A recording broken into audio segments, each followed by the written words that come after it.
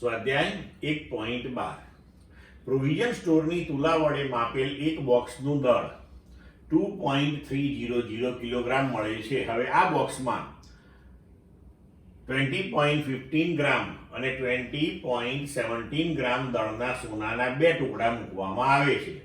તો એ બોક્સનું કુલ દળ કેટલું થશે? બી યોગ્ય સાર્થક અંક સુધી બંને ટુકડાના દળનો તફાવત કેટલો થશે? તો હવે જુઓ, બોક્સનું દળ આપણને આપ્યું છે 2.3 કિલોગ્રામ. પછી સોનાનો જે ટુકડો છે એમાં પ્રથમ ટુકડાનું 20.15 ગ્રામ, તો એને આપણે કિલોગ્રામમાં લખીએ તો 0.0215.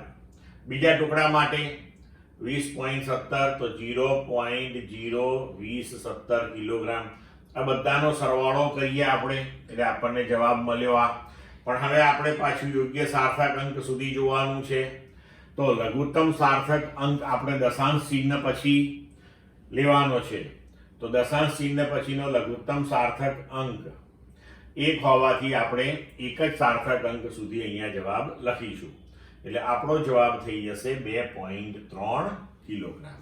હવે તફાવતની વાત કરીએ તો સોનાનો બીજો ટુકડો જે છે 20.17 નો છે, પહેલો ટુકડો 20.15 નો છે. તો હવે એનો તફાવત થશે 0.02 ગ્રામ.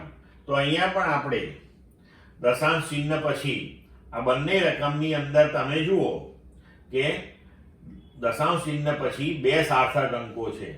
એટલે આને આપણે દશાંશ ચિહ્ન પછી બે સાર્થક અંક સુધી લખવું જોઈએ. તો બંને ટુકડાના દળનો તફાવત આપણે આ રીતે 0.02 ગ્રામ રાખીશું. ક્લિયર?